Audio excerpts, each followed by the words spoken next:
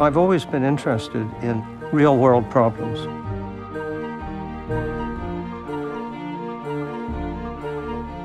When I ran into my first computer, I thought, wow.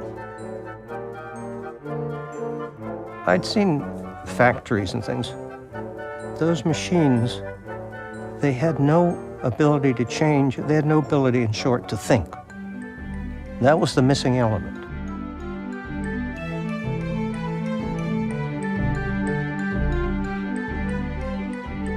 I had to write a couple of programs, and I could see the possibilities. You could do anything with a computer. I was convinced that computers would really change the world. If you have time for a story, I'll tell you why.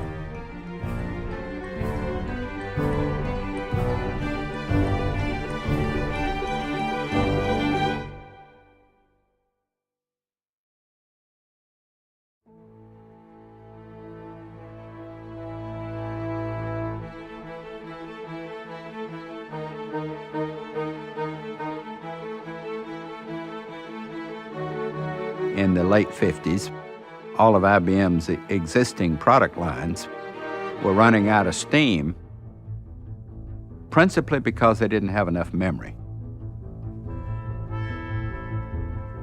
Customers had discovered that they needed more memory than they had installed on their machines, and the machines couldn't address any more memory.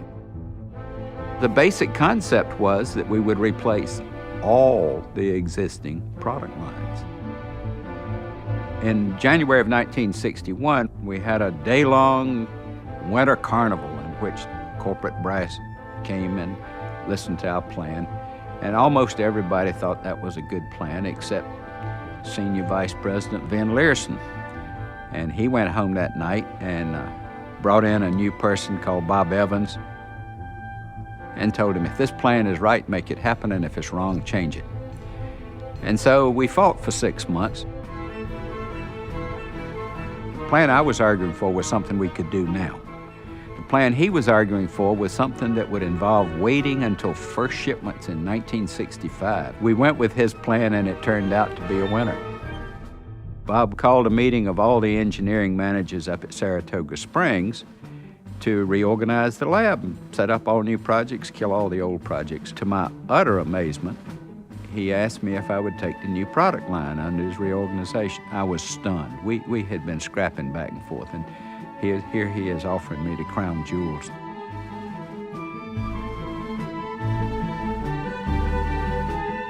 I was amazed. Bob was a very big man.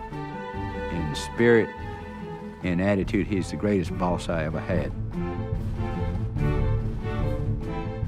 It was a challenge that nobody had undertaken before to make a compatible computer family line, and we didn't know whether we could do it.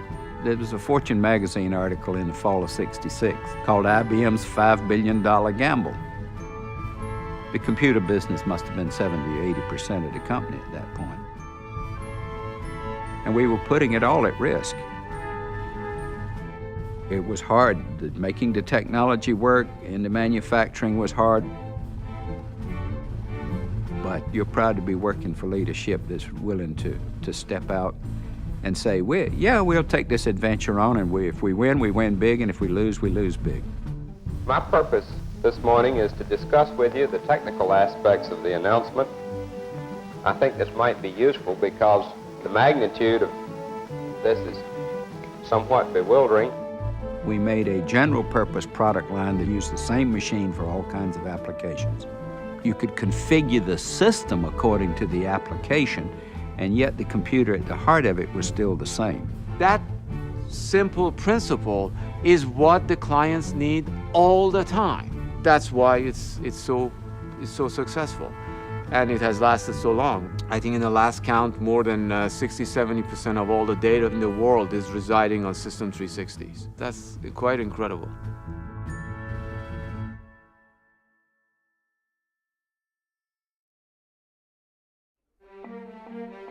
60 years ago, an IBM salesman by the name of Blair Smith was on an airplane with the president of American Airlines, whose name was C.R. Smith. And they said, hey, we got the same last names, and they got to talking.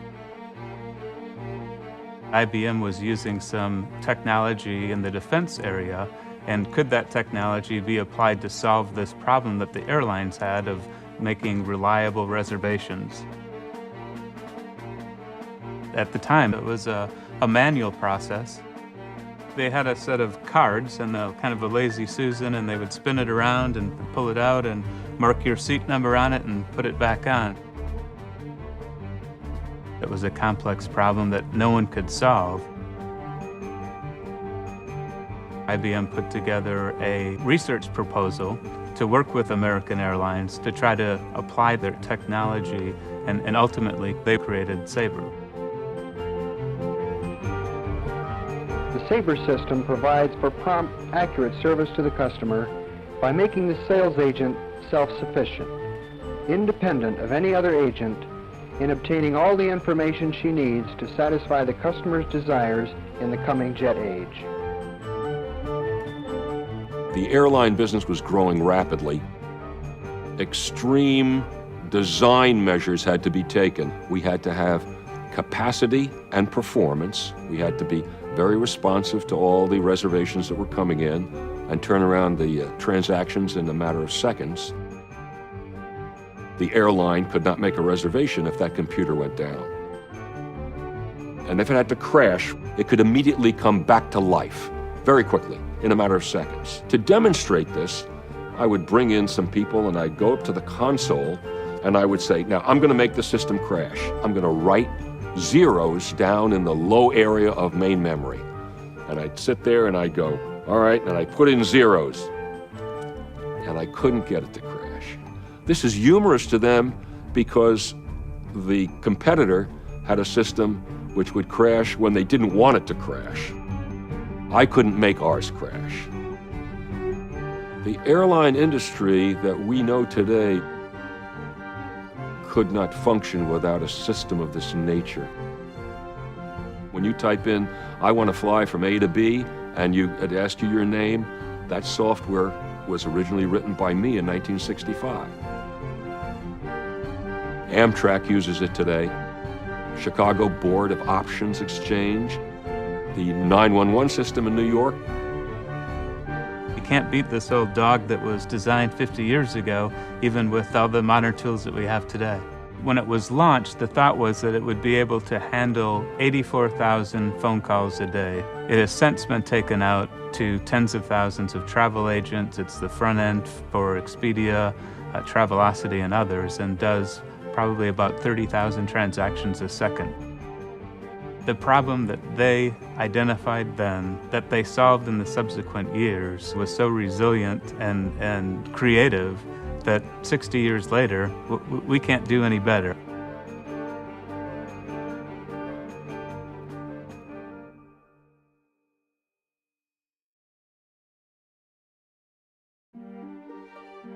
Policy letter number 4 is really kind of a way of describing what is going on within the IBM culture. It's a letter written by T.J. Watson Jr. back in 1953. He was negotiating to build plants in southern states. The governors in those southern states were really pressing him to sign up for a separate but equal policy. And he was clear, we are not going to discriminate against our employees. So he wrote this letter as a way to send a message to the governors. Now you have to decide whether you want the jobs. He was clear that IBM would not discriminate on the basis of race or color or creed.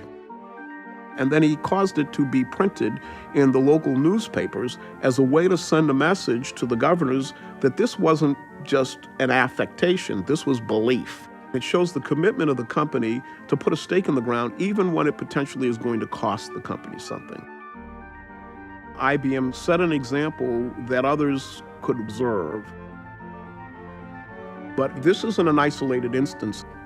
In 1914, we employed the first disabled employees. 1934, we employed women in what were the high-tech jobs of the time. And the following year, the founder of the company declared that it was the policy of the IBM company to pay women the same thing that men earn for doing the same work.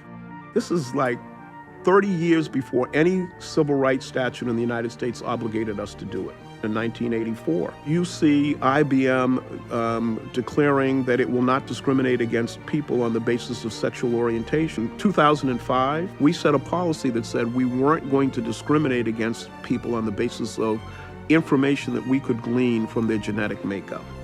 First company in the world to do it. At some level, we are all different. We think differently. We react to the world around us differently. Those differences aren't things to be afraid of. They are, in fact, the things that drive innovation and creativity and the ability to adapt to the world. We believe that companies are great because they can attract the greatest and smartest people. And the belief that talented, bright people are found in every part of the human family is not just a kind of poster statement. This is who we are.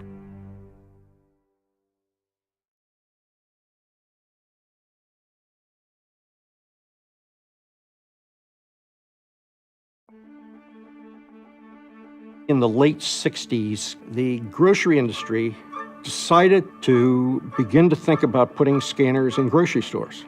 The task was fairly daunting. First, it was to pick a symbology. Some of the symbologies were round circles. Some of the symbologies were half of a round circle. And one of the symbologies was a linear barcode submitted by IBM. All interested parties who would propose the symbol were invited to come and make a presentation to the committee in private for about 20 minutes. Toward the end of these, it was IBM's turn. The door opened, and if I recall right, 3 people came in. One was a very unique IBM individual. He didn't look to me like the kind of IBM people that I had been associated with. If I recall right, his suit may have been brown, but he did one of the most incredible jobs you will have ever seen. He had his mind around economics, he had his mind around the symbology, and then he did something very unique. He said, "Now you probably have a question about how we're going to do this." And he reached in his pocket and he pulled out a disk. It was one of the early silicon wafers. And he said, "This is the basis of our new computing power. What we're going to do is put a computer into every check stand." And as IBM walked out and the door closed, the chairman of the symbol selection subcommittee said, "My God, they've got it." We announced the IBM supermarket system on October 11th, 1973. And we had this great trick. There were no source marked products. There was nothing where the grocery manufacturer had put a symbol on that we had. But we had a Cam-A bar with an adhese label we could put on this thing. And we would stand at the far end of the check stand from where the checker is, and we could throw that Cam-A bar, and when it would cross the little scanning window, the register would go ka-chunk, and the audience would go, "My God." And now barcodes are everywhere. We had no idea how far this was going. We changed the way the world shopped.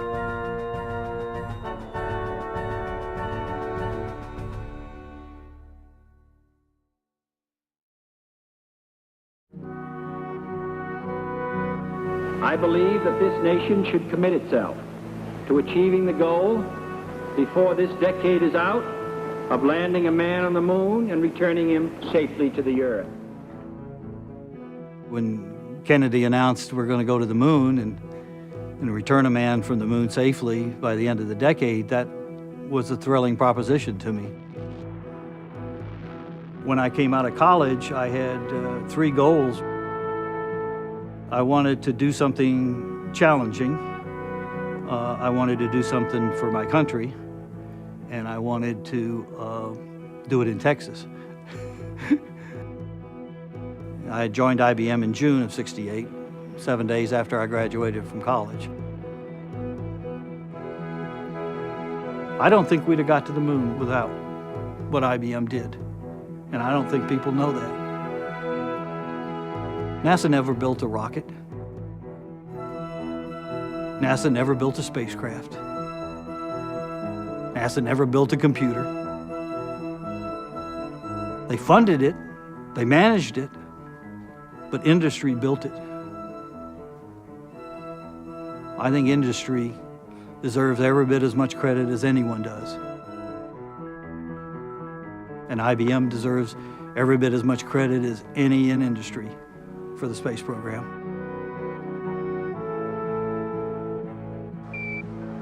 It's one small step for man, one giant leap for mankind. I've probably even talked more about Apollo 13 over the years than I have Apollo 11. Our responsibility was to make sure that the spacecraft was performing as we had hoped it would, and that if it wasn't, then we had lots of work to do. But if you were real good, you could anticipate what you were going to be asked to do before you were even asked to do it. Nothing showed that more than Apollo 13. As the Apollo 13 was some 205,000 miles from Earth, speeding toward its rendezvous with the moon, the fuel cells that supply it with electrical power suddenly failed. One of the things we did was a maneuver to get him back a day early, actually to get him back alive. A maneuver which, prior to that mission, could not have been computed by the ground system. We put that capability in to the computer for the first time for Apollo 13.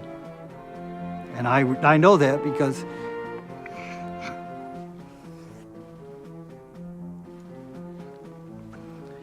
it was my office mate and I that did that.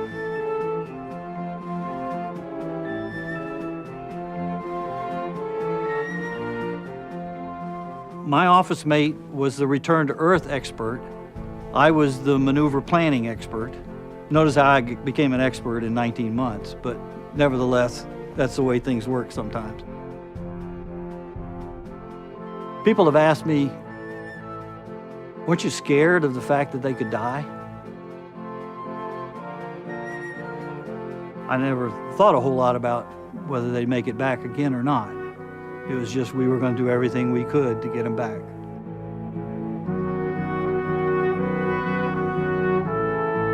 We all were in it together, and we got to see whether a bunch of stuff that we did that we hoped we'd never use actually worked when we had to use it, and it did. And a lot of that was done by IBMers.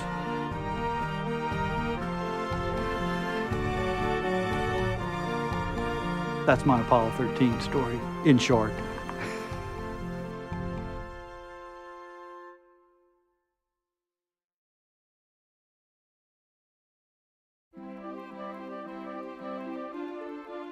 We were selected to go work on a top secret project.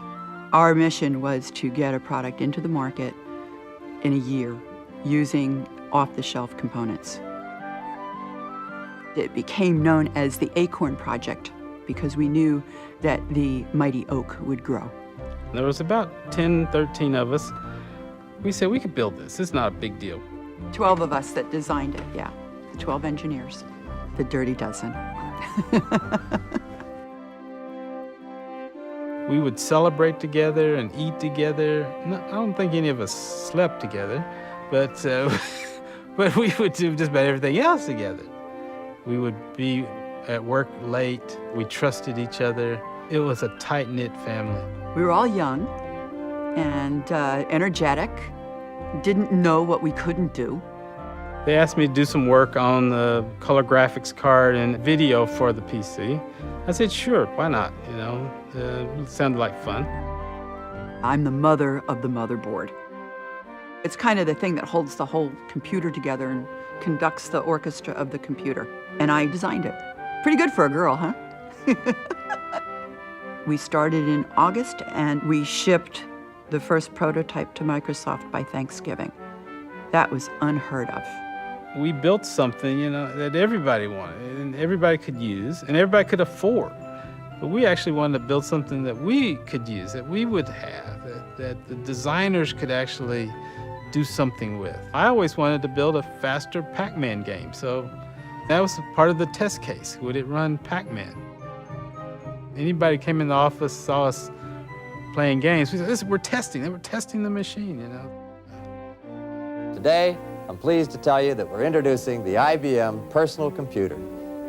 Today's announcement will take its place among such historic events as the introduction of the punch card, direct access storage devices, and network technology. We didn't just design a computer, we created an industry. The name IBM personal computer, we all said, oh, it's so boring. We wanted something really vibrant and special. It was evidently a pretty smart name. We sold 250,000 by the end of the year. We did nothing but chase demand literally for years in the PC business. It was wonderful. It was a long run. We had a very long, successful run in the business. It made the world smaller.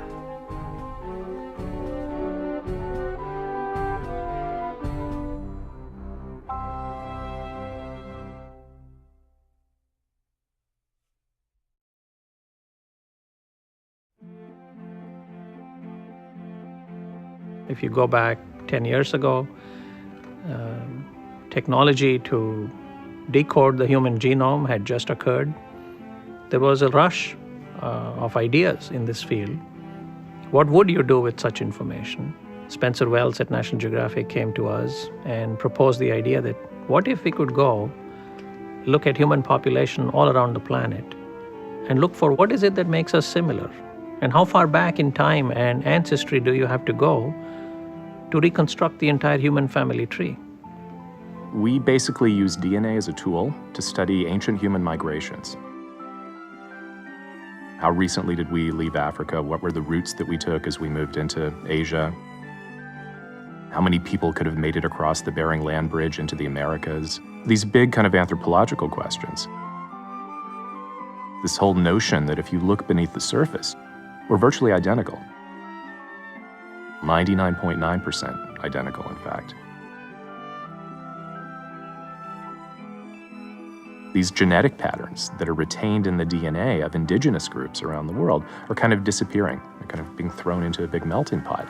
A good thing socially, perhaps, but it makes our work really tough. The push is to get out there and get the samples on the ground. And that's really the impetus behind the Genographic project. With just a small set of samples, a couple of thousand, which is what we had before we started the project, you can say a little bit about very broad patterns of how we populated the world. But, it's so much better if you could get hundreds of thousands of people around the world participating. It was obvious that this is going to be a very data-intensive and analytically intensive project. And we approached IBM as a partner. We are teaching ourselves in IBM now how to actually deal with genetic data. I do imagine a future which is very much personalized in healthcare, not just how you cure a disease, but also in how you live your own life. It's not going to be a one-size-fits-all world in the future.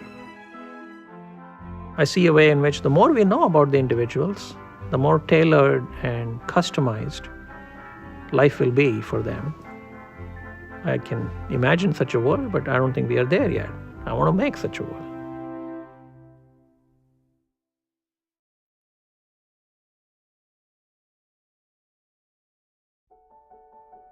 There was a mistaken view that if you just put a lab somewhere, hired a lot of good people, somehow something magical would come out of it for the company. And I didn't believe it. That didn't work. Just doing science in isolation will not, in the end, work. One of the first things I did when I became the director of research was I gathered up the people who reported directly to me We went on a tour of the development labs to try and find out, hey, what is it that we, with our special skills, what can we do to contribute? It wasn't a good idea just to work on radical things. You can't win on breakthroughs. They're too rare. And I'm saying this as if it just took me years to develop this simple thought. We're always going to work on the in-place technology and make it better, and on the breakthrough technology, the different one, both. It was just a dream assignment. They said, if you could start the computer over from scratch, just do it the right way, start from scratch, what would you do? And we came up with RISC, reduced instruction set computers. It was the most fun that any of us had ever had. You know, we invented relational database. Benoit came up with fractals. We even invented that little thing on the PC, you know, where you don't need a mouse, you just, that little button you push. Anyway, they made millions of them. Our job is to invent, to create the systems that haven't existed before. But you have to make sure you are also hiring and building the team with people that are hand-selected, that to them, building something that hasn't existed before is the fun part. So you get up every day in the morning and say, oh, this hasn't been done before, great, as opposed to, oh my God, this hasn't been done, how am I gonna do it? So it's a very different mentality. I discovered this immense, amazing world, which was there, absolutely waiting. The word came very quickly. It was fractal. It's almost as simple as the formula of a circle. Why shouldn't the result be as simple as a circle? A formula can be very simple and create a universe of bottomless complexity.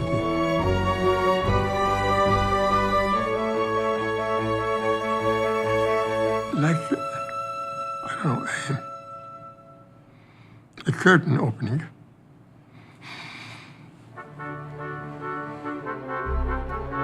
All of those things were very, really good stuff. Yeah.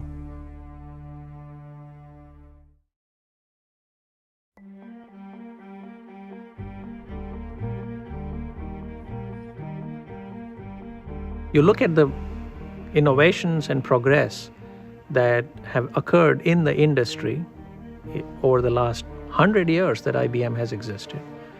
So many innovative things came out of this company and that have shaped the entire industry. On many occasions, I wonder, how come we are having so much fun? When will it end? But it doesn't seem to end. IBM is really about the people. It's not just the level of intelligence, and it is that, but it's the dedication to do whatever it takes to get things done. Tom Watson Sr. used to go into the lab at Endicott when that was the only lab they had, and he would corner some young engineer and he'd say, "What do we sell?" The young man would say, "Punch card machines, sir." "No, no, we sell a service that satisfies."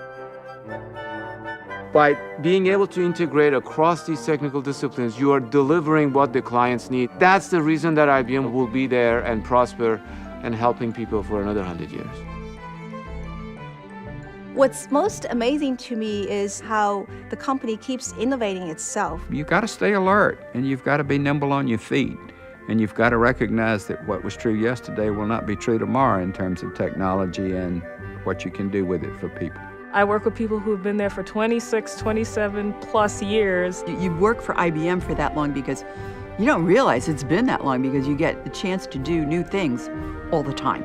I joined IBM in 1984, and since then it's been one interesting, I guess you can call it, adventure after another. People told me, they said, we don't understand what you're doing, but since you keep getting all these invitations from universities to come and lecture on it, and articles in Scientific American, please go ahead. It did all the things I wanted to do, and more. And you didn't work for IBM, you were part of IBM. In that sense, I'm an IBM and will be all my life. I'm an IBMer. I'm an IBMer. I'm an IBMer. I'm an IBMer. I'm an IBMer. I'm an IBMer. I'm an IBMer. I'm an IBMer. I'm an IBMer.